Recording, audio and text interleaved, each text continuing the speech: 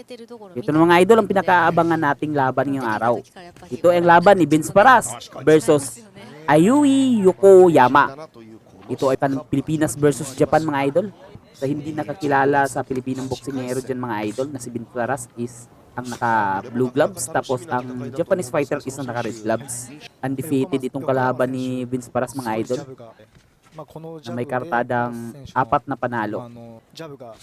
Pero itong Pilipinong si Vince Paras mga idol, kilala ito sa pagiging matibay na boksingero. Hindi pa ito napagapang maski kanino, maski sa mga Hapon, maski saan ito dumadayo mga idol. Hindi ito basta-bastang mapabagsak itong si Vince Paras. Matibay itong batang to. Makamay itong kalaban ni Vince Paras. Yun, masyadong mababa yung tira niya. Ang jab nitong Hapon mga idol. Shot by Yokoyama. Pag Hapon, yun, nice body shot by Paras. Pag Hapon talaga yung kalaban is hindi talaga nila nakikilimutan yung katawan na patamaan. Uy, ganda ng mga body shot ni Vince. Ito na mga idol, round number 2. Body shot again by Vince Paras. Body puncher din talaga itong si Vince Paras. Hindi talaga umatras. Uy, upper. Sa pull yun. Itong kalaban ni Vince Paras mga idol is mabilis kung sumuntok.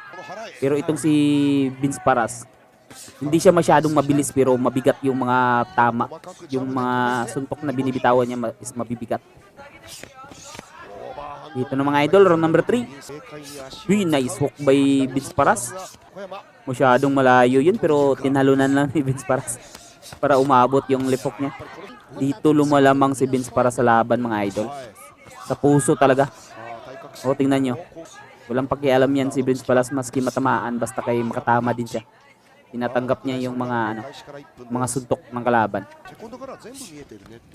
Uy, upper. Mas marami ang binibitawan ni Vince Paras dito mga idol na binibitawan na suntok kaysa dito sa Hapon. Oh, yun oh. Tapos kumukonekta pa ng malinis yung mga suntok niya. Iba rin shot by Paras. Yun, nice glory. Yun, tumama naman ang hook. Ito na mga idol, round number 4. Vince Paras versus Ayui Yokoyama. Uy, tinamaan dun si Paras na unahan. Yun, nice step jab. Sinasabayan kasi ni Vince Paras itong suntok ng Hapon mga idol. Kapag sumusuntok ng Hapon, sinasabayan niya. Tinatanggap niya yung suntok ng Hapon. Tapos para makatama din siya sa kanya. Uy, yun. Malulutong ang mga body shots ni Vince Paras. Pero masyadong pangalawang beses na yan mga idol na masyadong mababa yung tira nitong Hapon na si Yokoyama. Pangalawang pagkakataon na to. Pwede ding maging strategy din dyan para manghina yung isang boksingero. Pinapahina niya sa mga low blows. Kasi wala namang deduction, wina-warningan lang Yun, 2 times na. Dito na mga idol, round number 5. Nice. Oh, yun, tinamaan ng straight. Uy, nice job. Oh, mabigat yung mga jab ni Vince Paras. Naahalog yung ulo ng Hapon. Parang may cut si Paras sa kaliwang mata. Nice. Uy, yun. Uy, wala, tinatanggap lang ni Vince Paras yung mga suntok din ng Hapon yun. Ano yung tumalsik, ngipin? May tumalsik mga idol. Nung tinamaan ni Vince Paras itong Hapon, may tumalsik Ito na mga idol, round number 6. Yun, tinamaan si Paras ng straight. Yun, nakabawi. Yay. Bad shot ni Paras. Ito na mga idol, round number 7. Yun, sinuntok. Below the belt na naman ng suntok ng Hapon. Di na nagreklamo yung referee. Parang sa hita niya tinatama. Uy, upper.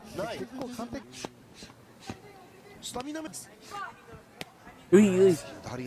Short upper. Parang medyo pagod na dito si Vince para sa dito sa round 7.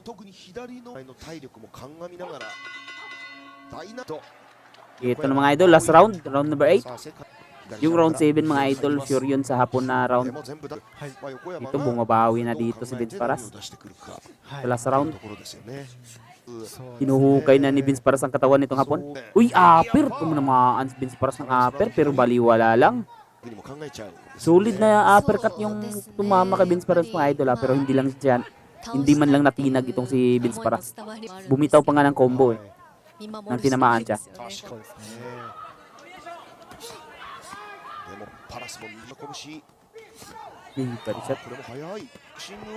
Pag umabot to ng decision mga idol, questionable talaga to. Yun.